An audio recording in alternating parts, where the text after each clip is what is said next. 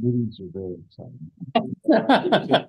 Okay, it's 10 a.m. on January 16th, 2025, and this is a special meeting of the McDowell Water and Light Commission. And I would like to have Trina McManus do a roll call. Yes, Mayor Morris, Here. Commissioner Tankersley, Here? Commissioner Elmer, Here. Commissioner Garvin, Here. Commissioner Macy Baker. Here. Great. So we're a lot of new people to the commission. And so what I wanted to do first of all is go around and introduce ourselves. So just a little background about you. And then I'll say a few words before we go into the meeting. Commissioner Elmer. Name's Danny Elmer. Lived in the community, well, my whole life. Grand Run, born out there. Lived in McMinnville for the last 27 years, local business owner. And have some timber background and management behind me, so I can sum me up a little bit. Great. I'm going to go to my left and go to Commissioner Garvin. Thank you, Mayor. Adam Garvin, born and raised here locally. I went to Mac Public Schools and then to Linfield. Been self-employed since I was 21. Own a few different businesses here in town. Served as a city councilor for 2 terms, 8 years for City of McMinnville, and currently board president for the McMinnville Fire District. And just passionate about maintaining our resources and growing regional collaboration where applicable. Great. I'll go you last. Hi. So I'm going to go to Commissioner Macy. Yep. Hi. Did you guys hear me okay? Yes. Okay. Lisa Macy Baker, also born and raised in McMinnville. Went to Oregon State, then Portland State, lived in Bend for a while and then returned. Spent most of my career teaching and coaching. And then in the last, since quitting coaching, started in some development work, mostly on the coast, and have been involved in a local water system over there in Tierra del Mar as a community association board member. And our water manager is about to retire, so things are changing over there. So have always known that McMinnville's water is special because it was ingrained in me from the beginning. And after spending some time in various parts of the state, I truly believe that and want to protect it. So happy to be here. And sorry that I'm not present today. And I'm sorry that I'm not fully with it faculty-wise as well. So thanks, everybody. And our most experienced commissioner. Hi, I'm Tom Tankersley. I'm a relative newcomer, right? I moved here in 76. And I've been a commissioner since 1990. I always say it's the best volunteer job in the county, perhaps the state, being on the Water and Light Commission, because you can accomplish something that's really worthwhile. The staff is great to work with. The other commissioners have always added something, so everything's worked together. So I'm very excited to see everybody here. Great, thank you. And I'm Kim Morris, and I'm sitting on the commission as mayor of McMinnville. That's one of my other positions. I've lived in McMinnville my entire life, which, yes, is a long time. Small business owner, multiple businesses, and commercial real estate owner. And I have a degree in interior design and still practice that. I absolutely believe in water and light. I have a son-in-law that works here. And I'm very grateful that I get to be part of this and learn. I have a lot to learn, but welcome, very wanting to know what's going on. So thank you all. And it's going to be a new commission for the most part that we're all going to need to learn a lot, learn how to work together. I just wanted to say a couple words. I know coming into this, it was a little, the appointments from the city. And I just want to say, let's put all of that, there's no hard feelings, there's nothing there. It was nothing to do with people. And so I just want to make sure we're all here, we're all on the same page. And I know we all represent other entities as board members. And to remember, when we're here for water and light and the best interest of this entity. So I'm excited to get started. And I hope all of you are as well. One thing is, being a citizen that sat in the audience, it was hard to hear. So I would just ask that any commissioner, when you speak, or staff, speak up so that the people in the audience can hear as well. I know Denny and I would go, huh? But we're old. So anyway, I am just excited, and thank you for being here and for stepping up as volunteers.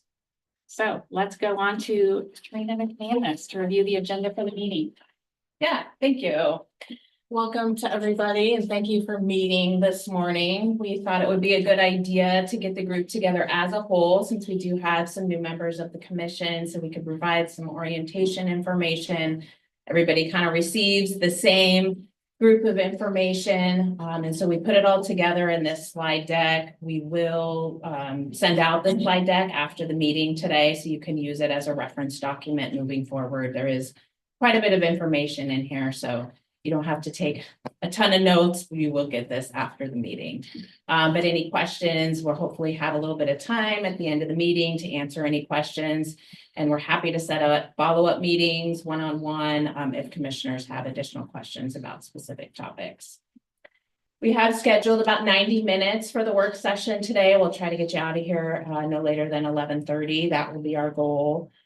But just to provide a little bit of background information on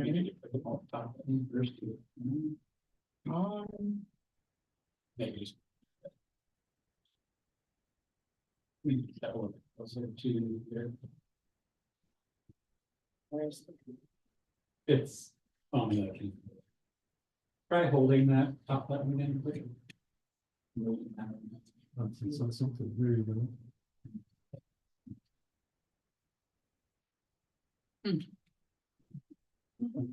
Having technical difficulties. Shocking. Somebody have a kid handy? Or the 10-year-old, as my wife says.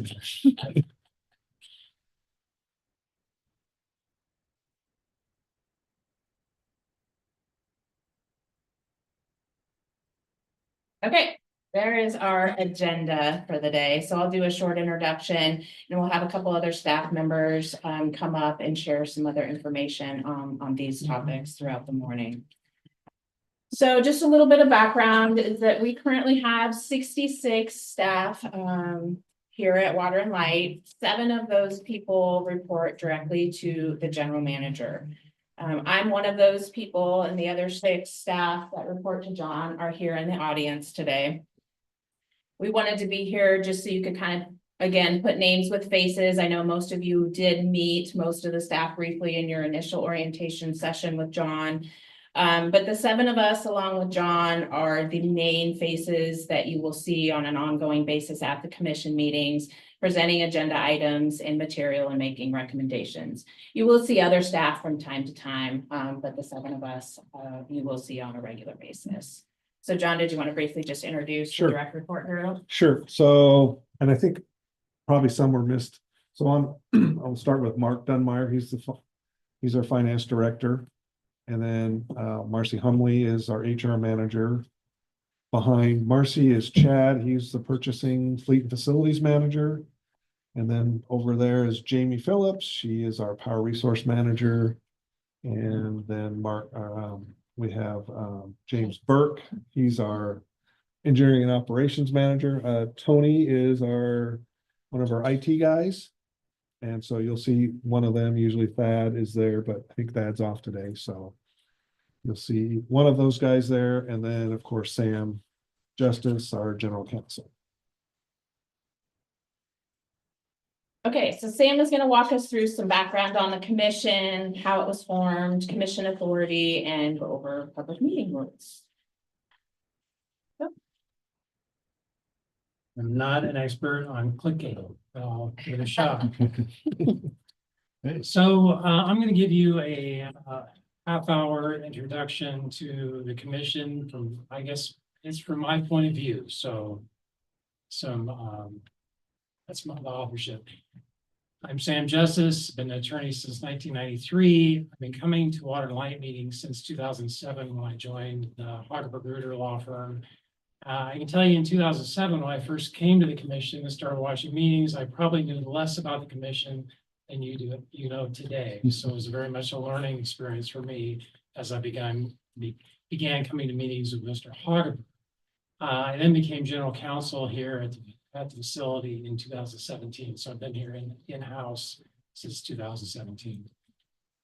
I'm going to take you through about 15 slides. We're going to talk about how Water and Light fits into the city organization. How do we know that? How did we get there? I'm going to give you a little bit of a timeline for some historic events that I think are important. I'll give you a summary of the commission's role. I'll talk a little bit about the general manager's role, and I'll make a mention of meetings. This is not your public meeting training. But I'm just going to give you a very brief dive into it. We do have a meeting next week, so I thought that might be helpful. So to begin with, Water and Light is the department of the city. So Water and Light is a component of the city, and it's governed by the Water and Light Commission, unlike the rest of the city that's governed by the city council. It has separate finances, separate budget, separate insurance, separate PERS. We do not fall under the public budget law. We're accepted from the public budget law because we do not operate from tax revenue. We operate only from rate derived fees based on cost of service analysis. We contract separately from the city and we own property.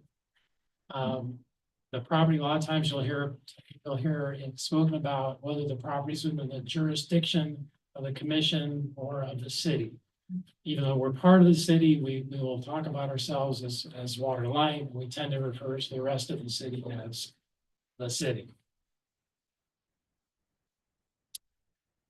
Home rule. What is home rule? That's a term that has been batted around a lot in the last probably 5 years. I've heard it mentioned quite a bit.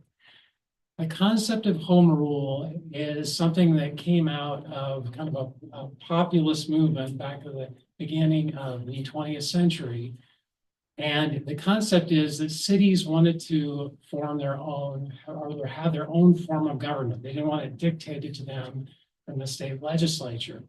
So there was a movement, and it ended up resulting in a constitutional amendment to the Oregon Constitution that provided that cities could adopt their own forms of government. We see this play out. We recently have seen this play out in the city of Portland, as Portland has completely reconfigured its form of government. That's an exercise of home rule. What it does mean is if you know something about one city, you know something about one city. And that's what it means. So each city is formed in its own, with its own charter. There's also statutory cities, but I think for the most part, all cities in Oregon now have adopted charters. So I think it's relatively rare to have a statutory city in Oregon. I make this reference to this case, DeFazio versus Whoops, 1984. It's a very, very well-known case, actually a very important case to the city of McMinnville for reasons beyond charter authority. Actually, just authority in general. The Whoops case was very important. And it's a case that at some point in time you may want to dive into, although it's a really hard read. The reason I pointed out here is because in that case, there's a very good explanation of charter authority. A couple pages, if you're interested and want to read that, I can direct you to it. But DeFazio versus Whoops.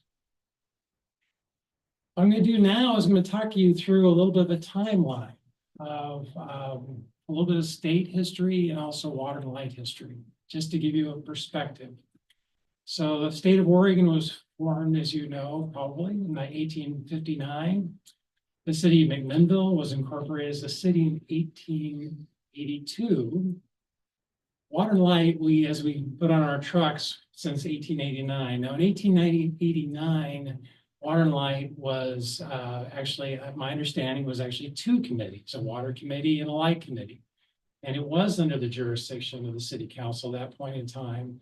And there was no home rule in 1889. They were all cities were statutory cities. They were formed under state law. So at that point in time, but that's where we take our history back to 1889. In 1905, or by 1905, citizens of McMinnville, the city council, had decided it would be wise to separate out the water and light department from the rest of the city. Now, exactly what the reasons for that decision were, I've not delved into it enough to give you a complete background of that. But in 1905, actually, the city of McMinnville went to the state legislature and asked the commission be created. So initially, the commission was created not under the charter, but was created under state law.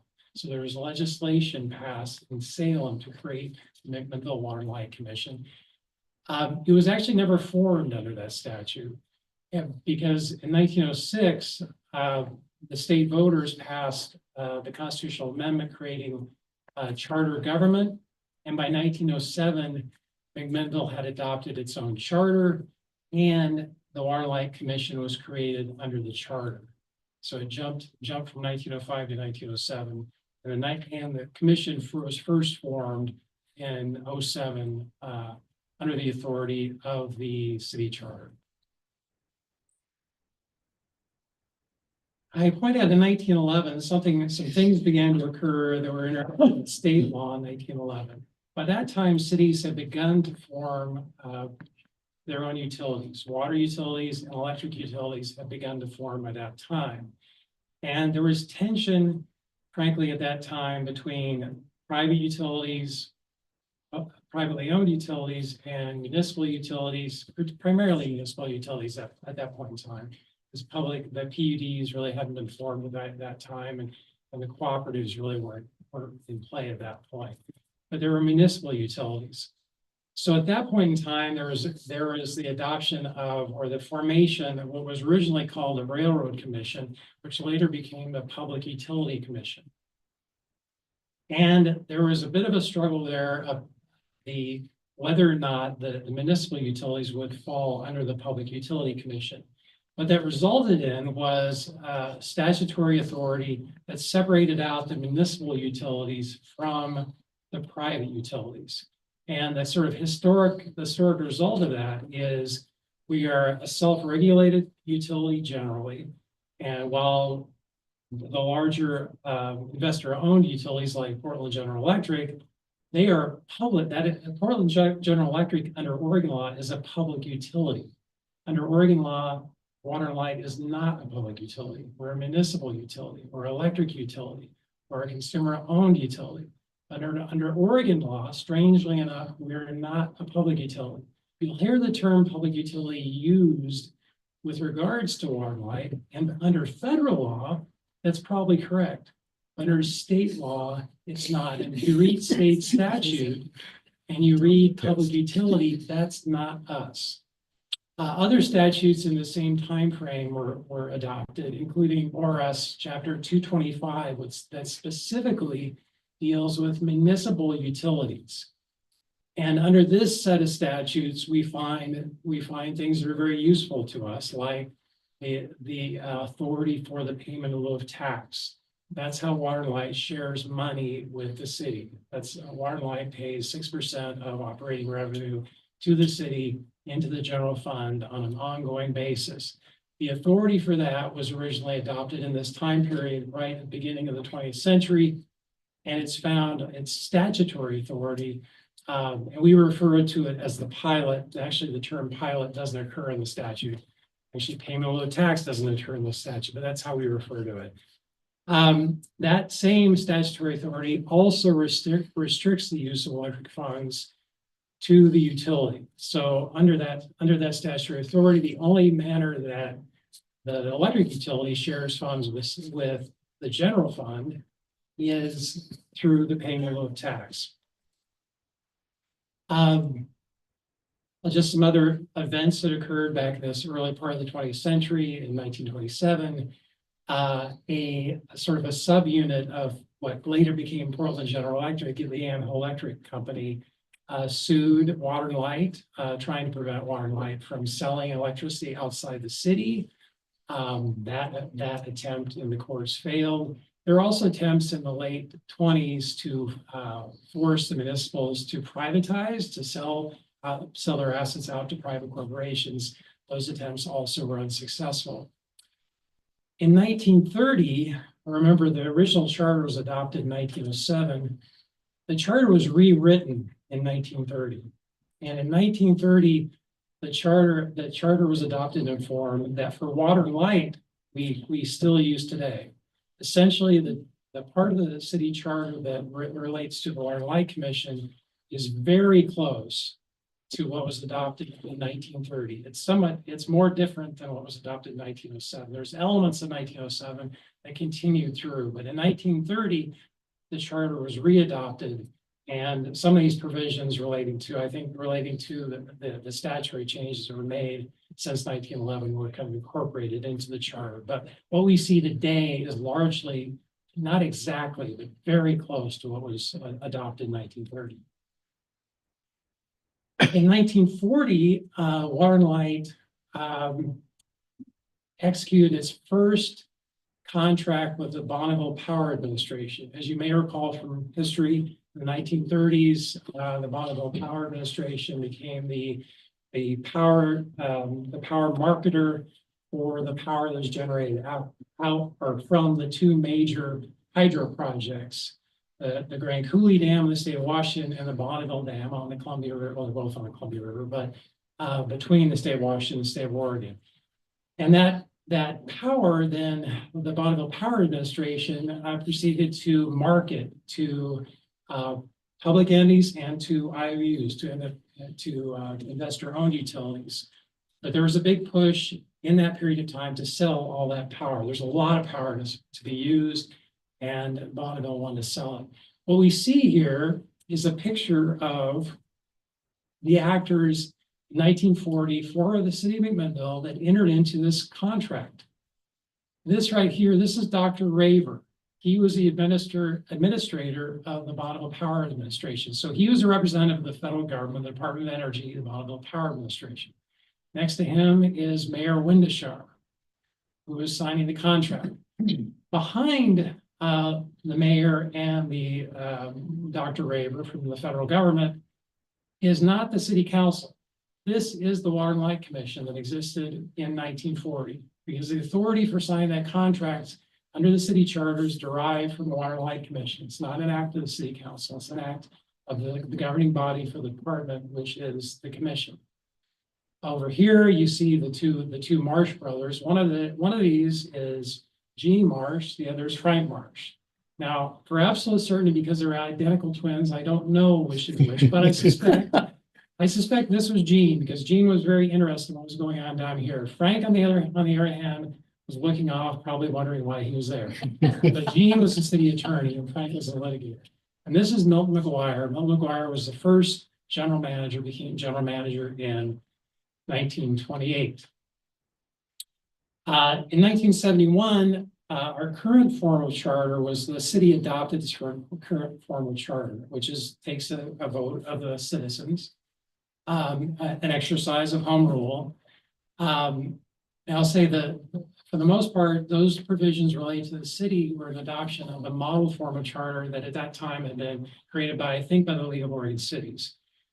Now, on the other hand, the provisions related to the commission, as you recall, did not change, largely stayed the same. There were a few changes, but very small changes.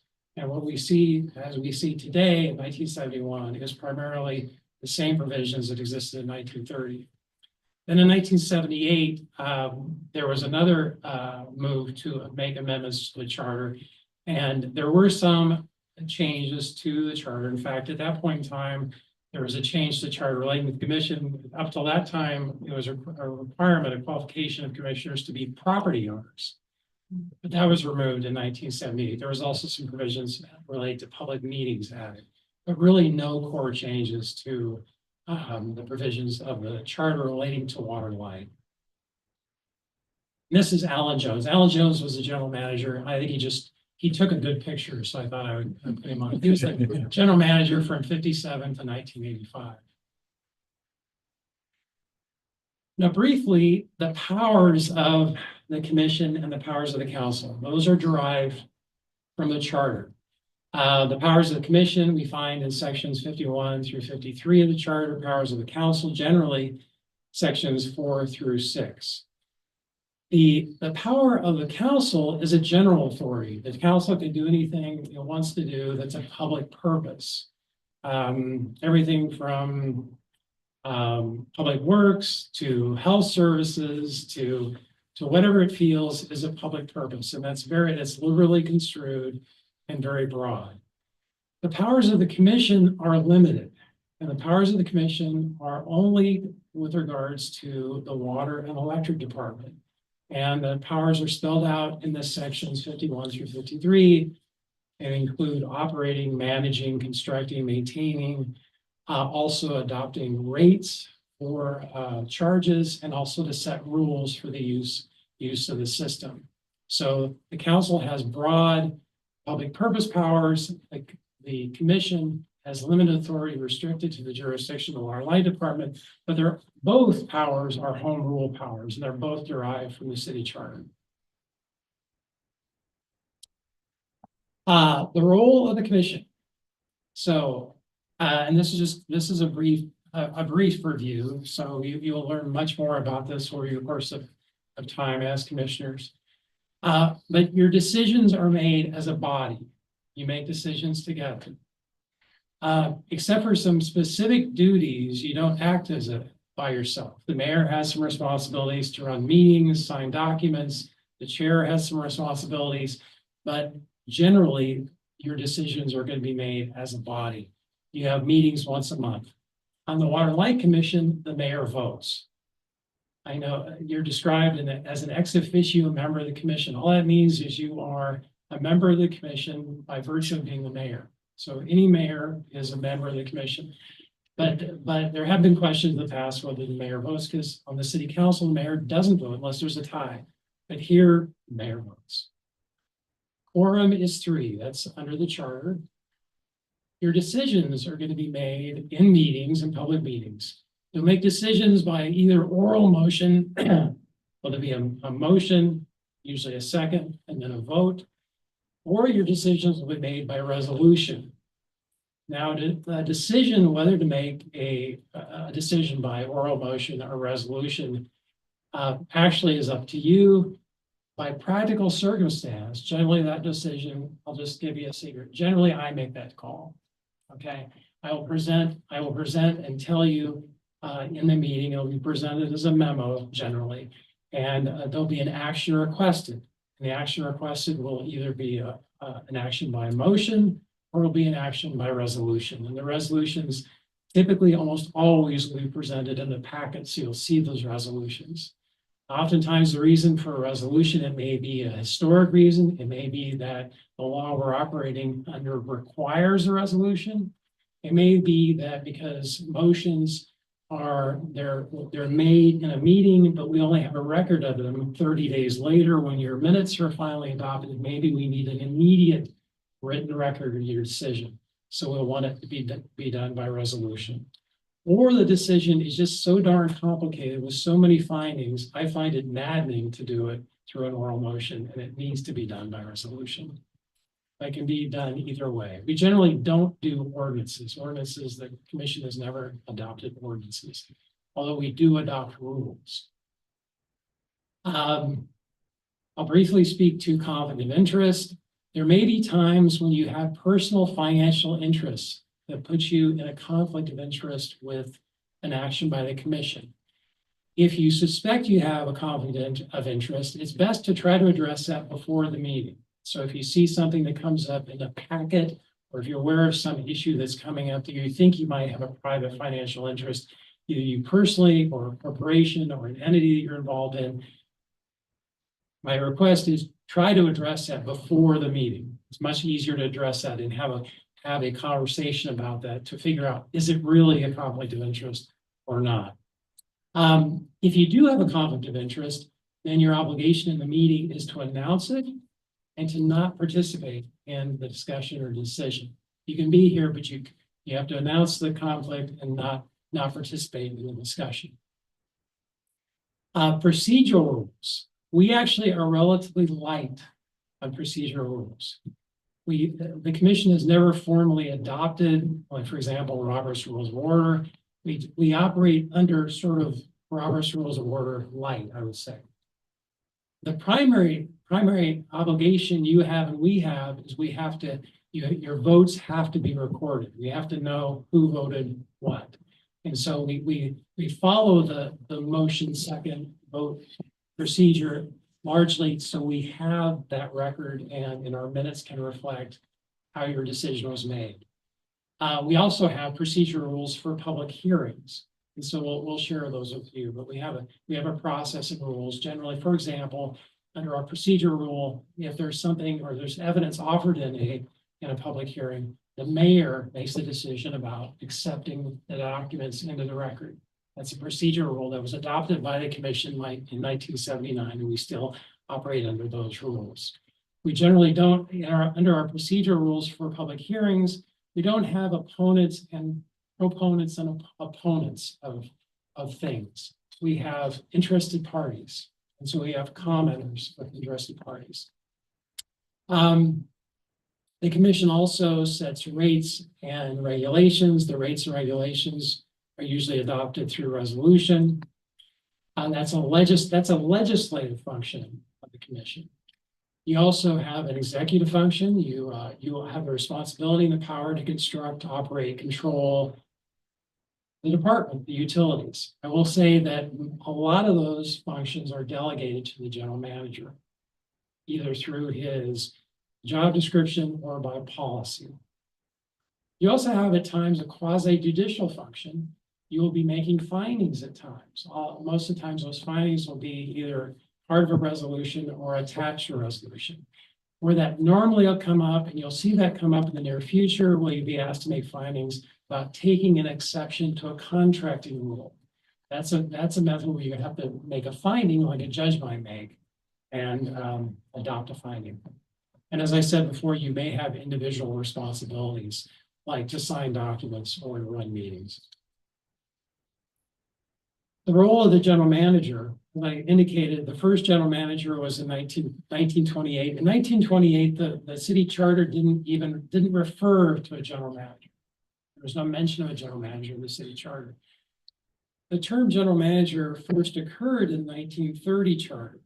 However, unlike the city charter references to the city manager, where in the charter there's actually description of responsibilities of the city manager in the city charter. There's no description of responsibilities from the general manager in the city charter.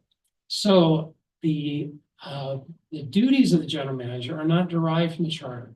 They're delegated from your executive authority. So they're delegated by rule and responsibility to the general manager. So theoretically, those responsibilities can change over time. You can add to them, subtract to them. An example is the contracting policy.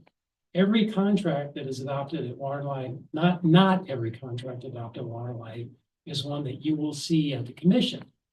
The commission has delegated to the general manager certain authority, generally by amount of money and by category of contract. Those delegations are found in the contracting policy that was adopted as legislation, a rule by the Waterlight Commission. Meetings. I'm going to give you just a brief review of meetings. You will receive later training that's required by statute on public meetings. On my understanding, you may hear a little bit more about that from Ms. Humley later. As you know, we make decisions, you make decisions in public meetings. Those meetings are noticed. We're required by state law to have agendas. Public meetings, the public has the right to observe public meetings. There's no general right in the public to participate in public meetings. And we at Waterlight, we do not have a general public comment period like the city council does. So there's no, you won't see on your agenda, a general public comment period.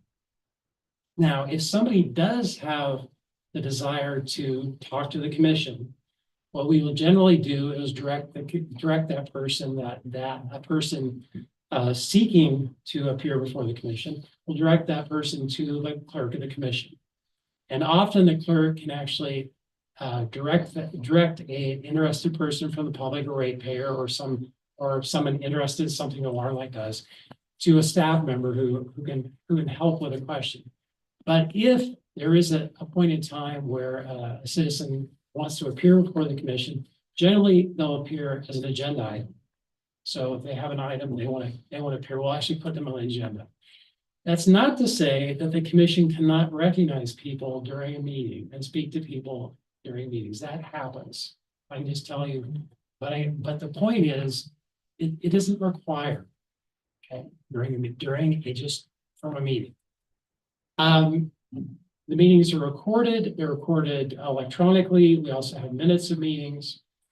You are going to receive training as required by state law on public meetings.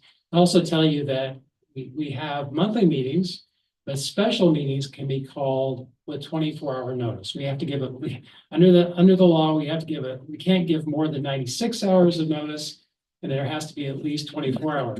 So there's a window of time that we can give notice and give notice for public meetings. On the other hand, public hearings. Public hearing is different. A public hearing will occur in a public meeting. But in a public hearing, which there is public participation, we will advertise public hearings specifically. We will tell the public they're invited to attend. And during the public meeting, we'll open hearings and we will invite interested parties to come up to the table and speak to you about the topic. An example of a public hearing we have on an annual basis are our rate hearings. That's a very common public meeting. But we also have public meetings for things that relate to public contracting. Under state law, there are certain things that we do under public contracting that also require public hearings. And in those events, we will have an opportunity in the meeting for members of the public to comment, and that opportunity will also be shared in Zoom. So if somebody wants to have that participation electronically, they can also do that electronically. Executive sessions. Executive sessions are an exception to the public meeting law. They're closed. And executive sessions require specific justifications. An example is if we're going to talk about pending litigation. If you're involved in a lawsuit with somebody, you may want to speak to your attorney in an executive session so the public generally doesn't hear about it. There are quite a few exceptions to public meetings that allow for executive sessions. I'm not going to try to list those. But I'll tell you, the one thing it isn't that it's simply an uncomfortable topic. Every once in a while, we're approached for an executive session because it's something we're just not comfortable talking about. That is not an exception. So there may be times we'll have to talk about uncomfortable things in the open public meeting. And that's just the rule of the road. That's the end of my presentation. I've been a very good audience. I'll just tell you that learning is a journey, is not a destination, and this is not the learning. I hope that was helpful to you. And with that, I'm going to pass the clicker on to our human resource manager, Marcy Hunley. Welcome, good to see you. So a little bit about myself, Marcy Hunley. I grew up in the area, also went to school at Willamette and Salem, and then got married and moved to Mac over 30 years ago. Raised our kids here. Came to Water and Light 17 years ago.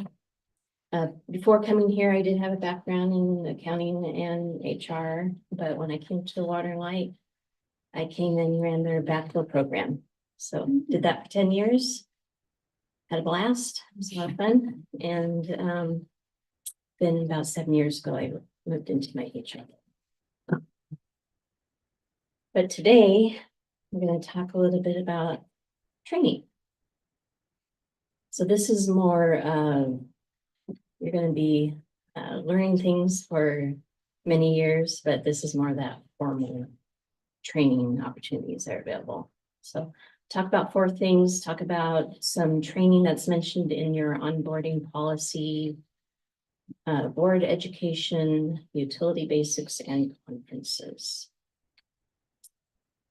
So a couple things are mentioned in your onboarding policy. One of them is the public meetings law. That was the training, that's the training that Mr. Justice was referring to. It's a new requirement that governing bodies have this training. It's put on by Oregon Government Ethics Commission. There are a couple different ways to have this training, either by webinar or in person. And so we have scheduled some in-person training. We have that on the schedule for March 13th, 1 to 3:30 p.m. for those who can make that. And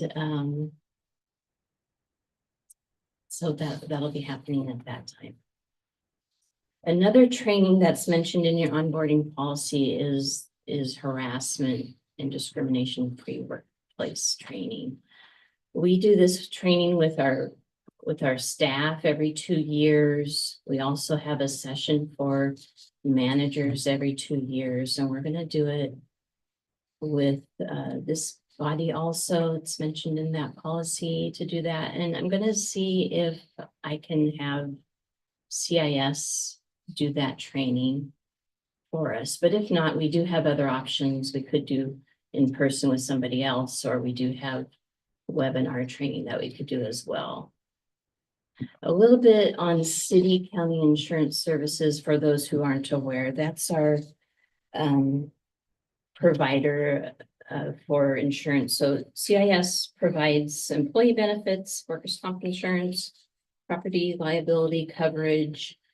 They provide insurance for 98% of the cities in Oregon and 81% of the counties in Oregon, at least one type of insurance for that body. They do a lot of HR type training and do line manager training, things like that as well. So good organization. You'll hear mention of them often since they provide our insurance. It's a portion of our insurance. Board education. So for those who might be interested in getting more education about the board, there are some opportunities for that as well. So NWPPA, that first one, offers a board series that's 5 webinars that a person could take, and it covers basics in being on a board. And then they have another 19 classes. They're all webinars as well that they offer for boards on a multitude of subjects. None of them have dates posted. They usually post those in the spring. So when we get that information, we'll pass that along for everybody. APPA, they're at the bottom. I could only find one course related to boards, and that's an on-demand course. So I think it was 4 hours. And so that would be available as well. So a little bit about those 2 organizations, because you'll hear more about them. So NWPPA is a regional group. So it's electric utilities in the Northwest. And they do about 250 trainings a year. A lot of our staff goes to those trainings. They move them around. And so a lot of the training that they're doing is the same, but they'll do it in different states, different years. So that makes it a little bit easier to attend those. And I would also add Commissioner Tankersley serves on the board, NWPPA. Wonderful, wonderful. Yeah. They serve 150 utilities. They facilitate networking, so they have a lot of groups that our staff can be part of. So like I'm part of the HR group, and then we collaborate and share information and resources and things like that. It's wonderful. They were a staple during COVID. They were a huge resource for me during that time. They also have a jobs board. We post a lot of jobs on that jobs board, and we get a lot of response from that. And they're fairly local. They're located out of Vancouver.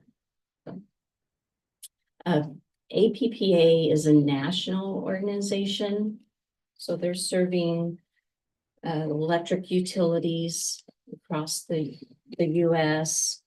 They also have a jobs board. They also have networking. And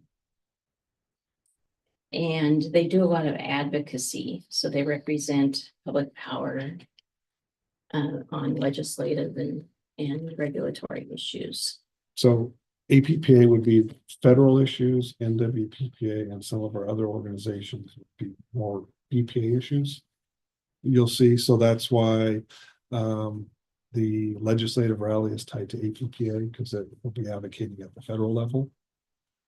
And there's roughly, I mean, in the US, I don't know how many utilities are members of APPA, but roughly there's 2,000 public utilities. This would be not co-ops, but municipals and PUDs that could join APPA. And co-ops actually have their own. NWPPA also goes back and. Yes, they do. Federally, yeah. Theirs is primarily tied to BPA, though, their issues, yeah. How long have you been on the board of NWPPA? Since Scott left as mayor, I took his spot, so a couple of years, I guess. 2.5 years, Yeah. Another thing that APPA offers is benchmarking data.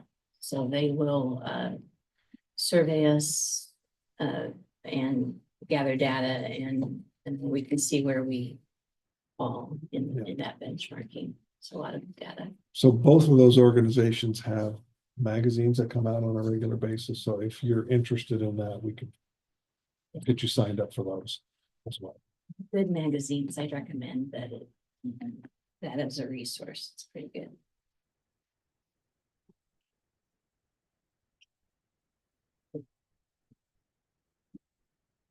If a person wanted some brief basic information on the electric utilities, that we do have a couple of those resources that would be available right away. It's no cost or anything like that. They're each an hour, so it's not like a huge commitment or anything like that. But NWPPA offers electric power utility basics, and I have some of our new staff go through that during onboarding, and it kind of shows the components on a pole and what makes up an electric system, things like that. It's pretty good.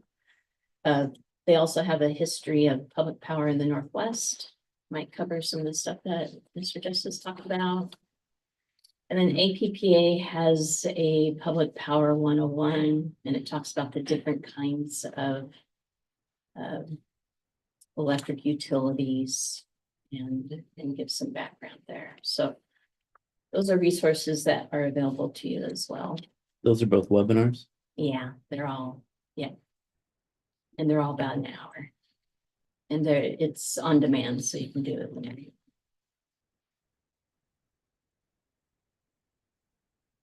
Okay, conferences. I'm going to talk a little bit about conferences. So a lot of organizations offer conferences. Staff recommends that you see if you can go to some conferences. It'd be an opportunity to gain a little bit of information about the water utility or electric utility, and it give you also a chance to learn together and develop some relationships. So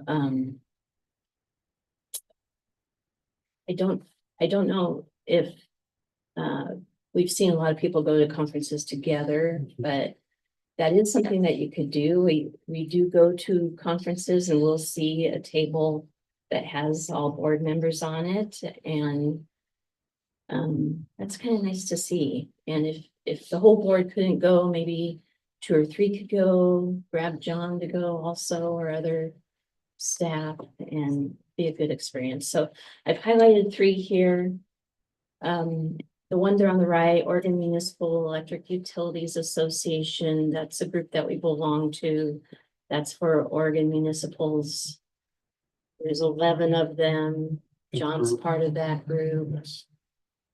And they have an annual meeting, they have it in a different location. I don't see that they've posted that or decided where that's going to be yet.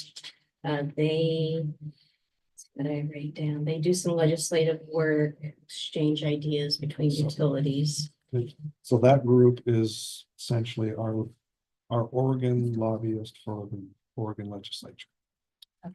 And so actually in next week's board package, you will see that the legislative session kicks off January 21st, and Jennifer Jolie is our director. She's also the lobbyist. And so right now there is, I think, almost 2,300 pre-filed bills for this coming legislative session. She estimates it'll be close to 4,000 by the time.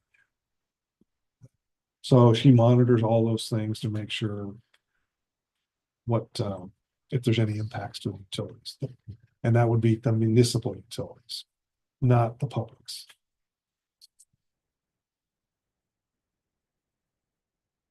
So a couple others I highlighted here, there on the bottom, NWPPA has several conferences, but they do have an annual conference every year. Again, it's a regional group, and so they'll move that conference around. So sometimes it will be in Portland or somewhere in Oregon. So that might be an opportunity for board members to attend. And then up above, I've highlighted the Oregon Association of Water Utilities, OAWU.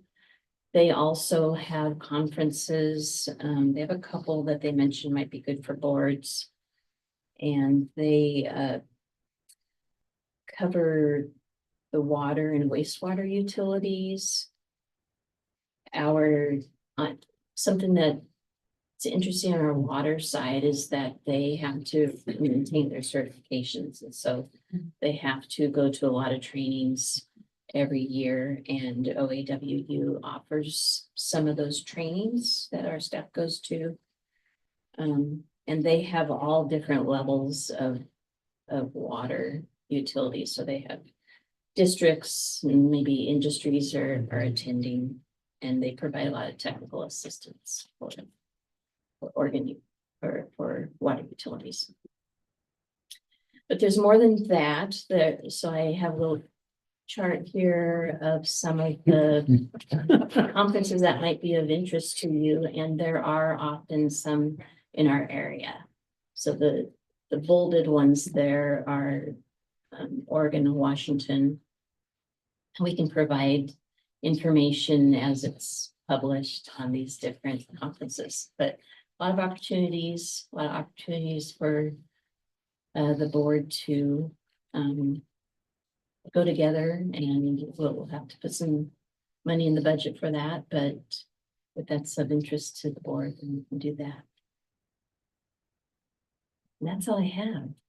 Any other thoughts? Talk about conferences. Yeah. Sure. So the training that we've talked about is really important, and I think it's great that we're focusing on new board members getting training in a more formal way. Trina, I think we have some more webinars from NWPPA. There are other people now, right? Because Previous commissioners did do a webinar series this last year, so we had shared that with the commission at the time, but I can get those links rounded up and send those back out. I believe that they're still active. Okay, thank you. The second thing is, just briefly, and please correct me if I'm wrong, one of the two of you, that Water and Light will pay or reimburse for your training costs. So, if you want to book a conference talk to Trina about how to do it and then how the expenses work and such. They will, they will not pay for your spouse or other travel companion to go with you. But your room costs the same whether it's one person or two. And so Jan has gone to lots of conferences with me, and they have a good time too.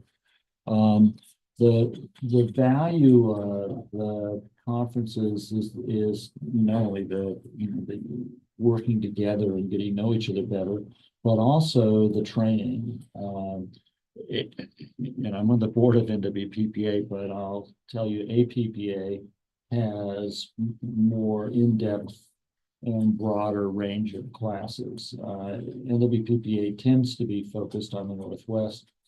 APPA has lots of things. Scott Hill and I went to an APPA conference one year and took 2 or 3 classes about cybersecurity and came back all fired up about it. And that, I think it resulted, we had staff that was really interested in doing that too. So that's why every meeting we have an executive session report about cybersecurity. But it was in depth. And then we went back the next year, and what they had told, they had a program that they had developed with the Department of Energy, and they encouraged us to use that, which we did. And then they came back next year and said, well, there's a better one. So they told us that, and that was very helpful to staff. And over the years, there have been all sorts of different things that they focus on, and it's really helpful. I think a good thing to do would be to talk to John about which APPA especially has lots of different classes you can take and sort of which ones look valuable and which ones don't. So I found both of those. NWPPA has training too,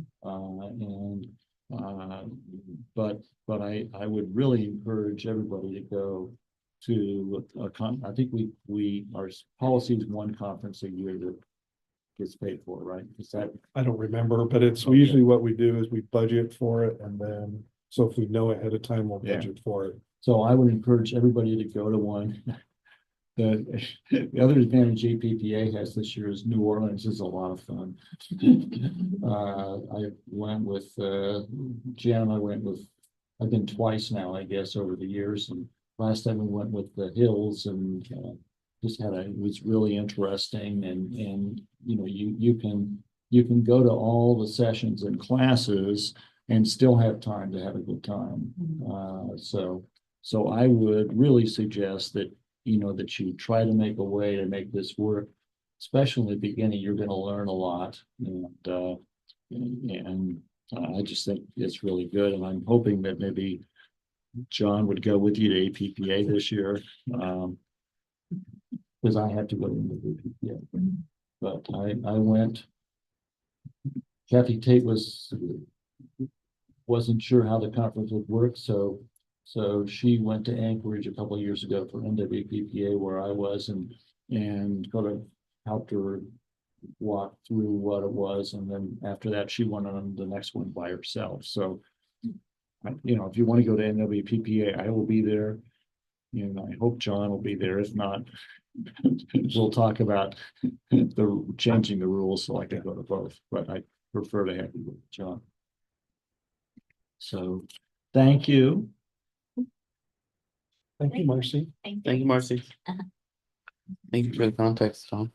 Well, it really is valuable. Okay. Yeah, if any of those trainings or conferences interest you, I'll be your contact for that. So reach out, even if you just want more information, agendas for those meetings or conferences, I can get that to you. I'll also make the arrangements. I'll get you registered for the conference, book hotels, airfare if necessary. So I'm happy to help with that. So reach out anytime on those. So John, can you give us an idea, since there's so many to choose from? Can you guide us in what you think would be best fit for us? So I would encourage, so if you look, I want to go back to the list there. Yeah. So you see a lot of these. So like, for example, you have a NWPPA Engineering and Operations Conference. Those are really tied to like the staff for like engineering and operations staff, but they have a lot of goods. If you have interest, there's a lot of they do a lot of stuff with the new products coming out type of thing. So the key ones I think would be the legislative rally, the the annual conference for APPA and the one for MWPPA are the keys. The OMEU one is good for, it's usually very inexpensive because it's usually here locally, someplace in Oregon.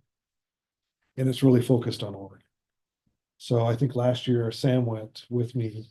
And I think Springfield brought most of their board with them too. As Yeah, well. Springfield Utility Board was there in force. Yes. So, and that's really focused on the Oregon issues. And so, like what's going on in the Oregon legislature, what laws they're trying to do. So that's one for Oregon. So those would be the ones that I would recommend if there's interest. And the legislative rally is really, again, is the APP legislative rally is really the federal issues, and then OMEU is really the local state issues. So when we go to the legislative route, there's actually classes there as well. But then Jennifer will go with us, and she usually organizes meetings with all of our congressional delegation, both senators and representatives.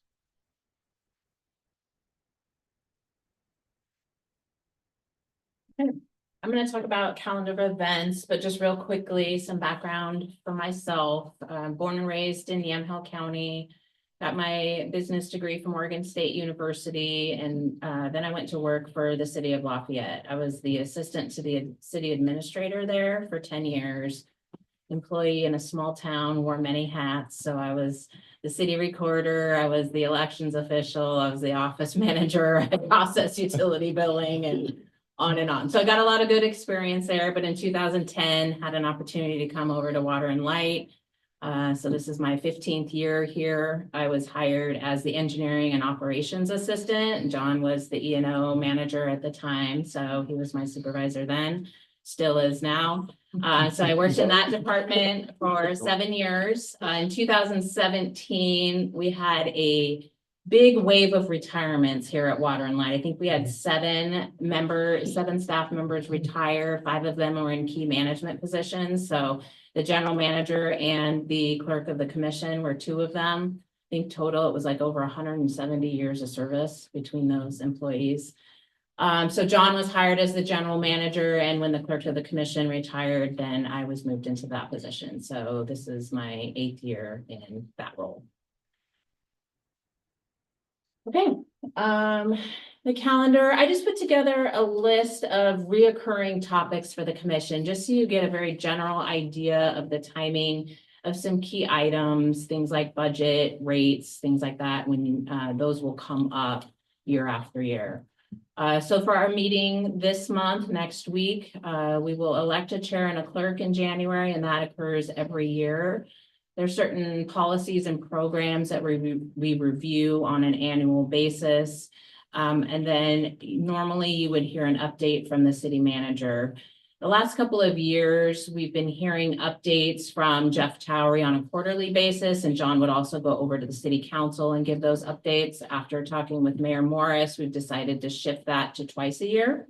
So we're going to do that in January and July each year. You will not hear from Jeff at this meeting because he did just report to the commission in December. So we will pick that up in July and then have it in those months moving forward. In February is when we kick off our budget work session. So once a month in February, March, and April, we will tackle one of the major components of the budget. Numbers in the budget are certainly not going to be finalized this early in the game, but it's an opportunity to go over some of the big ticket projects that go into each of these budgets. So you could have a good idea of what makes those up. You will see, the hard numbers appear in May when you see the draft budget, and then they will be finalized in June. But we found these work sessions, we just started doing this last year in 2024, and it really was a good way to kind of break down the budget so you weren't just seeing it in May and adopting it in June. So we will spend some time on that in February. February is also when we award our timber sale bids for the year. So towards the end of the year, at the end of my list, in November, we hear an annual report from our forester. He gives a breakdown of the previous year's activities and then also makes recommendations for the sales for the upcoming year. And the commission is the one who approves those sales. Once those sales are approved, then we go out for advertising for those, which this week and next week is when those are going to be advertised for 2025. And then those bids will be open just before the February commission meeting. Those will then be brought to the commission for award consideration. We also do a mid-year budget review in February, so it's a good chance to take a look at the current fiscal year that we're in, the progress that we've made on the budget, things that we're looking at doing for the second half of the budget, and see how we're lining up rate-wise on our collections, and just a good glance at both our revenues and expenses to that point in the year. In March, as I mentioned, we'll be looking at personnel in our budget work session. And then we'll also be asking the commission to award a contract for cost of service analysis. That recommendation will be coming from me because I also do some utility rate work as well. I work with the consultants on both the water and electric divisions to formulate our rate recommendations for the upcoming year. So we just wrapped up our water cost of service in 2024. They give us a 2-year rate track recommendation. The commission adopts 1 year at a time. But that is the recommendation that we follow for that 2-year period. So this year we will be kicking off our electric cost of service. So it'll be a little bit confusing. Normally that's a 2-year rate recommendation as well, but because we're nearing the end of our 20-year contract with BPA, this next rate period with BPA on the electric side is going to be 3 years, taking us to the end of 2028. So the consultant will be looking at a 3-year window this time instead of 2, but that is an exception. That's not normally how it goes.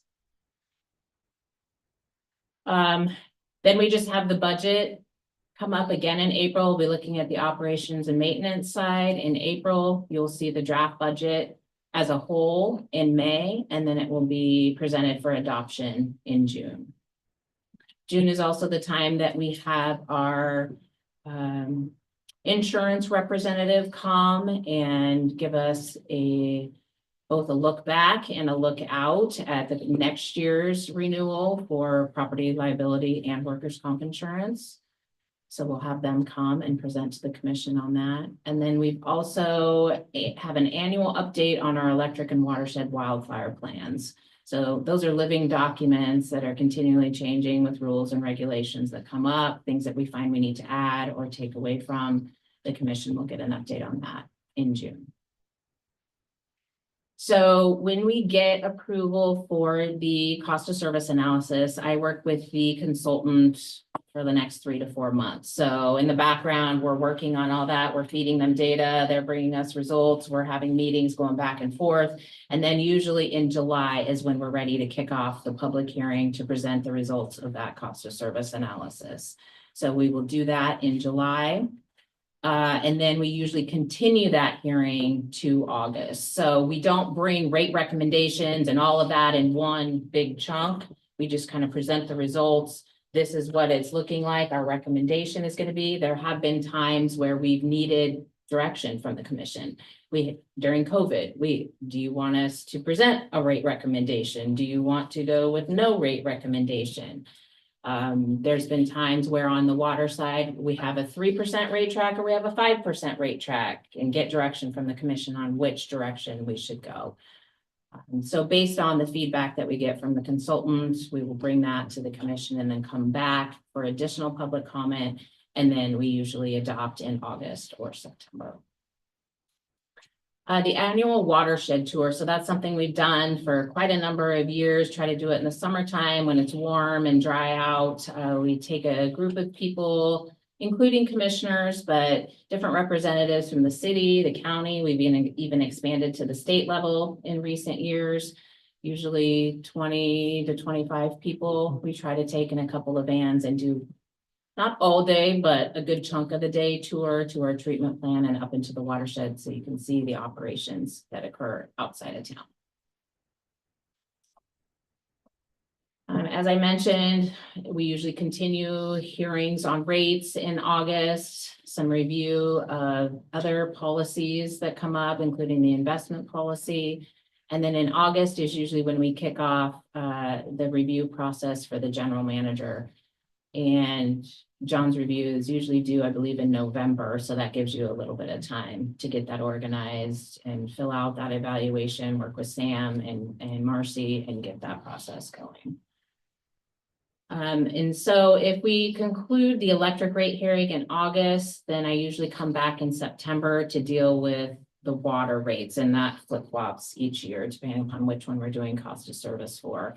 And like I mentioned, this year in 2025, the water rate hearing will just be a recommendation for year 2 of the rate track for the cost of service that the consultant completed this last year. We will hear an update from the city manager, MEDP board appointment. John has been filling that role for the last few years, and they usually come with a grant application request, funding request that the commission will review. Joint meetings with the city council, those do occur. We have been doing those twice a year. Mayor Morris has suggested that we just shift that to an annual meeting with the city council to where we can get updates. We provide updates, the city council provides updates. We usually get together with the city managers, Claudia and I do, to figure out a topic that is good to discuss. We've done property and what's another topic? Emergency management. Yeah, emergency management is another topic that we've done. So we'll get together and along with the mayor and decide a good topic for that before we get to September. All rates that are approved by the commission, we have set an October 1 effective date. So everything will go into effect October 1. That we've just tended to follow BPA's rates. And so their rates go into effect October 1. And so it's just been easiest to choose that. We also don't want to put rates into effect at the height of either season. So electric rates for customers are generally the highest in the middle of winter. And then the opposite for water consumption rates are usually highest in the middle of the summer. So October seemed to be a good in between for all of that too. So it doesn't hit customers the hardest if we go into effect in October. And then November, as I mentioned, for the forest management plan, that's when we hear from the forester about the timber sales. And then we also usually do an audit presentation for the previous fiscal year's audit results from the auditors. Done.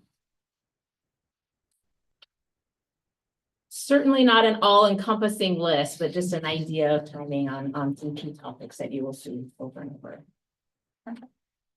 Okay, so then we will move on to the strategic plan. I thought this would be good to just do a brief review on. This is a document that both the commission and the staff utilize on a regular basis and put quite a bit of work into developing.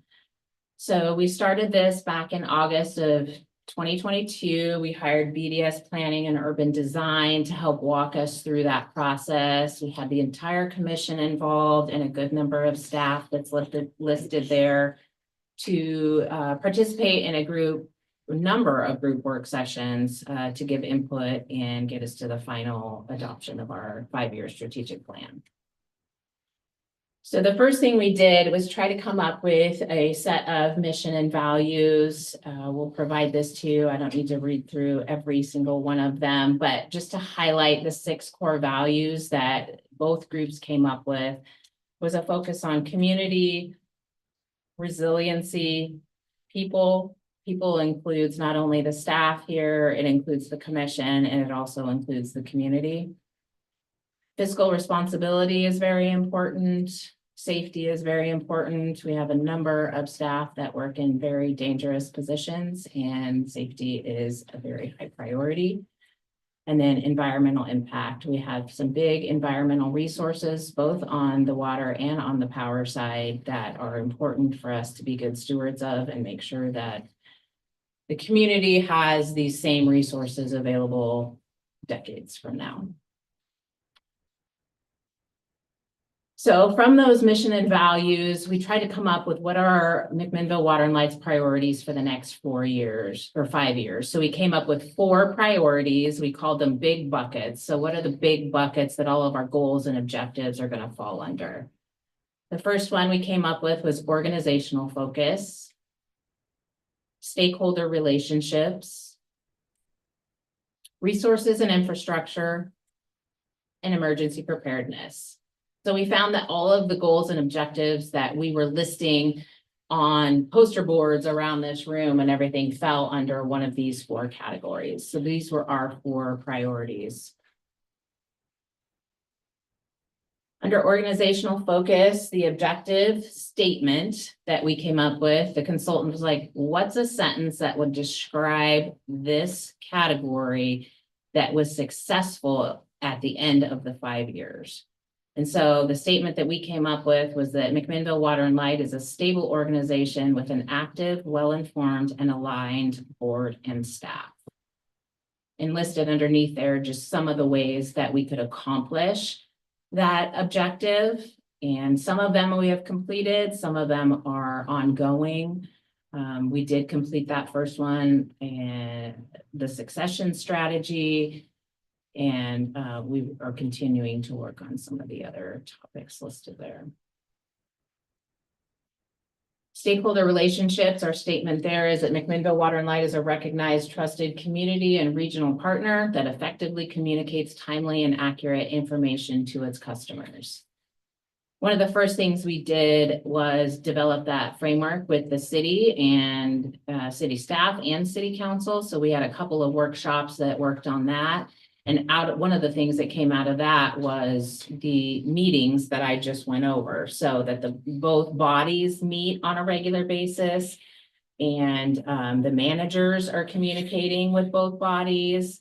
The managers also meet with each other on a monthly basis, so that level of communication and openness has definitely increased and improved over the last few years.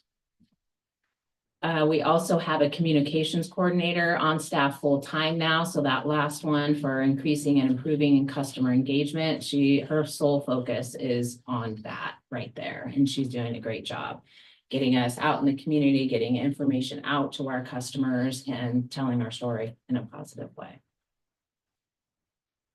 Resources and infrastructure is the third bucket, and our statement there is that McMinnville Water and Light has a clear strategy for system maintenance and a proactive plan to grow infrastructure and steward natural resources to meet the needs of the water and electric system. This is something that has followed McMinnville Water and Light and the commission since its inception. We had people in the 1920s that were thinking out 50, 60, 70 years out, and we're still enjoying their thoughtful thinking and planning today. So our goal is to continue that so that people can say the same thing about us 60, 70 years from now. And that last item there, complete and align the facility plan, that's something that you're going to hear quite a bit about in the next 6, 9, 12, 18 months, starting with the meeting next week. Chad's going to be bringing a recommendation to the commission. We're ready to launch that facility plan, and you'll be hearing quite a bit more about that in the coming months. The last one is emergency preparedness. Our statement there is that McMinnville Water and Light understands its role and is prepared to respond to emergencies. This is work that's never done, but I think we've done quite a bit of work on this and have made a lot of strides in trying to get ourselves as prepared as possible in an infinite number of unknown scenarios and situations. So John likes to say, take little bites of the apple, and we're continually doing things to chip away at that and make ourselves ready to respond to emergencies. So if you'd like to read the entire plan, it's not huge. I think it's 12, 15 pages maybe in total. It is on your iPad in call to order in the McMinnville Water and Light Documents tab. The strategic plan is listed there. So that plan will carry us through 2028. I would imagine probably mid 2026, beginning of 2027, we will be thinking about launching our next 5-year plan and getting somebody on board to guide us through the next one. So that's the strategic plan. All right, and John's gonna wrap us up with You some can goals. hit the button just because it's go. just one page, right? Yep. So. You hope. Yeah. I better because I wrote it, so, but really what Trina's talking about, the strategic priorities really tie into the goals that the commission sets for the general manager. Those goals then flow into the staff as well. So really one of the focuses, we're going to continue focusing on our strategic priorities, and you'll see in the months coming, there'll be some projects that you'll see, and in the capital budget, for example, we're installing a number of steel poles. The reason for doing that is resiliency, because and these are particularly in key spots where we have a lot of what we call down guys, where we have a lot of wires coming down to support a wood structure. We're actually putting in self-supporting steel poles to remove those, because those are risks to the transmission system. And without the transmission, we can't supply substations, and we can't supply the distribution feeders, which means we can't supply the homes.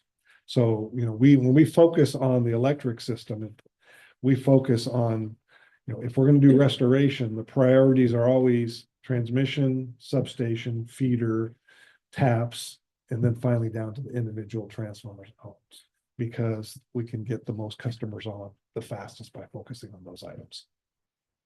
And so you'll see a number of those both in the water and the electric system. Again, the training, we have essentially a pretty new board, so we're going to focus on training. If you have questions about things that come up, you can call myself and call Trina, and we can get you the answers for those questions. Again, we're going to continue progress on purchase of, and this is again another one of those long-term priorities, future treatment plant site and substation site out in the 3 Mile Lane area. Right now, we're in the process of doing the due diligence for that. So they're doing the environmental assessment, and then they'll be meeting with city planning to go through that process and see what things pop out there. Again, community education. One of the things I think we lack is, I don't think people really know much about us, and we're the water and electric utility, but besides that, what do they know? So there'll be opportunities also for the commission to be involved. We do farmers market. We do typically 3 times a year at the farmers market. I know It's fun. Yeah, Tom's been, Commissioner Go in the booth, Tankersley has yeah. been there a number of times. Well, We have a canopy. Also, there's an ice cream guy nearby. There is. Yeah, There. and so again, looking for those opportunities. I've been to like Rotary. I know other staff have been to other things, but if there's opportunities out there you see, we're more than happy to engage in those things. And then finally, the building. So I don't know if everyone knows, when we occupied this building, it was 1988. At that time, we had 8,200 electric customers, 5,000 water customers. Today, we have over 17,000, like 17,600 electric, over 12,000 water customers. And at that time, we had 60 staff. Today, we have 67. So our staff has only grown by 10%, but our customer count has more than doubled. And so this facility has served us very well for 37 years, essentially. And the only improvement that's been done here since we've occupied it is the fuel station at the corner. Other than that, we've moved a few walls around, done a few things to get more space, but that's essentially all we've done here. So those are the priorities our goals we're going to focus on for this coming year. Could you talk about the earthquake preparedness? Yes. Part of that too, please. So part of that is also going to be bringing up the facility to what we would call immediate occupancy. So essentially, after an earthquake, we can come right into the building and occupy the building. We don't have to wait to do inspection. It's going to be designed specifically for occupancy immediately because of the function we play in the community. We need to be in the building immediately and trying to restore service as fast as possible. So, and then we're going to start that with the warehouse building, because that is the priority because of the trucks and the materials in there. Yeah, so I guess we still have 7 minutes. So questions for us, the staff, or any? Okay, any questions? No questions, just appreciate the general overview. Yeah, and we'll try and do more of these types of opportunities when we see things coming up for those commissions. So. And I have a follow-up. Trina is very, very helpful if a commissioner has a question anywhere from how do we make this whole thing work? That we did the other day, to conferences, to whatever. Trina's a very helpful person on that. She was pretty sweet. But anybody out there have a question for us? Or comment? No? Okay, well, then I am going to adjourn the meeting at 11:25. Thank you all for being here. Thank you. Thank you. Thanks, Lisa. Thank you.